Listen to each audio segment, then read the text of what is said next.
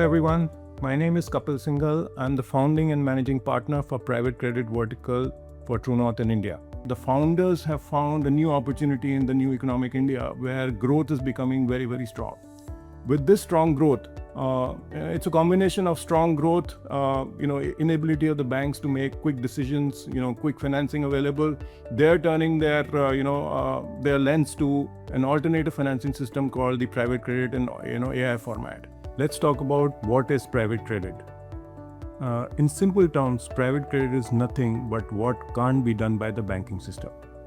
Now the big question is, why don't we even talk about only banking system? Let's define private credit as what can't be done by the banking system and what can't be done by NBFCs. So principally, any RBI regulated entity which can't be doing that particular credit is what we define as private credit.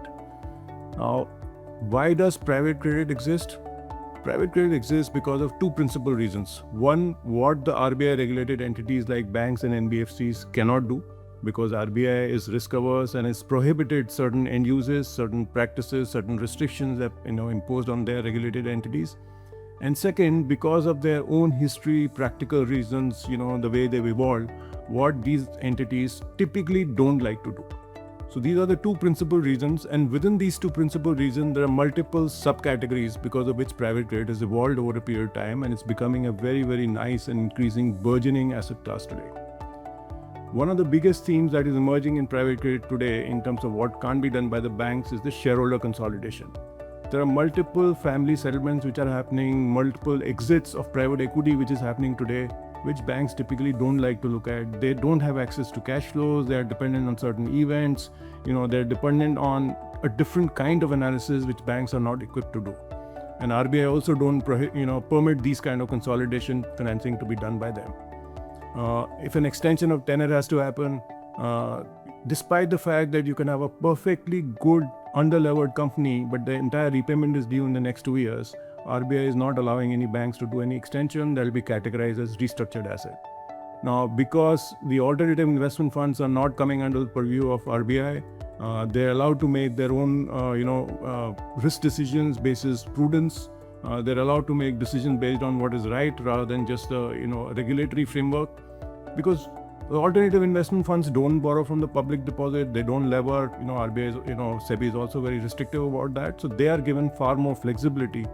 And some of these alternative investment funds utilize that flexibility to generate bespoke, deals and create high, risk-adjusted returns. A few examples in the category like shareholder consolidation could be a company is going for an IPO and it needs certain cleanup of interrelated, loans between the holdco and the opco. Let's say a shareholder has to be taken out. We've done 3-4 transactions in an earlier fund like this, where a founder needed cleanup of his, capital stack, equity stack before the IPO is filed. That is becoming a very interesting opportunity for us. Sometimes the bank, sometimes the company is going for acquisition. Now, I know there was a lot of news around banks being permitted acquisition financing, but if you read the fine prints, that acquisition financing permission that has been given to the banks is for larger listed companies and fairly restrictive. At the size of the companies that we are dealing with, that market remains pretty much unavailable for banks and NBFCs, and it is coming to more like alternative investment funds. So the opportunity for acquisition financing, opportunity for shareholder consolidation, extension of loans, any bespoke financing at the operating company is extremely, extremely lucrative for us. The second part of the private credit opportunity arises from the fact that there are lots of practices in the banking industry. 60% of the banking system still operates, from a government PSU-owned banking system, which operates on a certain format, certain tenor, certain rhythm of their approvals. And sometimes founders, when they're in a hurry, they don't want to wait for that process to be completed, and they want to, go for alternative investment financing for a shorter period to take care of their needs. Sometimes, as silly as it may sound, a company which has gone in the restructuring in the past, it's a perfectly well-managed company today, under-levered, it's done well for 3-4 years, but it had done some restructuring in the past. The banking system is pretty unforgivable for any restructuring done in the past. So sometimes they need a home. Literally, it's what we call as respect financing.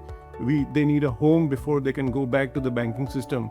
And performing credit funds like ourselves provide that transition from asset reconstruction companies or distress funds before they can go back to the banking system. We've done 2 such transactions where the ARCs were sitting with 23-24% return to these companies. They transitioned to us at about 17 to 18% and eventually have landed up at banks at about 7 to 8%.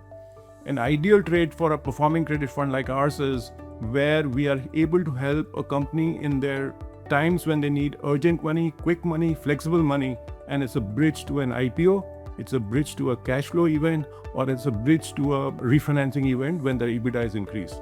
So the multiple ways. The only thing that remains constant in a performing credit is it is ultimately a bridge capital. This kind of capital should not stay in the books of the company beyond maybe like 2 years, at max 3 years, because the more we make, the less the founder makes. So we are very clear that this is a bridge.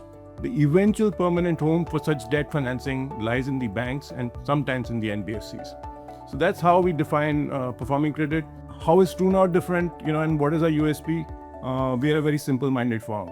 We believe the biggest risk that lies in the Indian ecosystem is governance, and our top-notch focus for every deal that we do is that we will do 2 forensic DDs, we will look at their association, we'll delve deeper into the DNA of the people we are lending to. Lastly, we are very, very thankful for AU as a wealth firm for trusting us, supporting us, and helping us in this journey.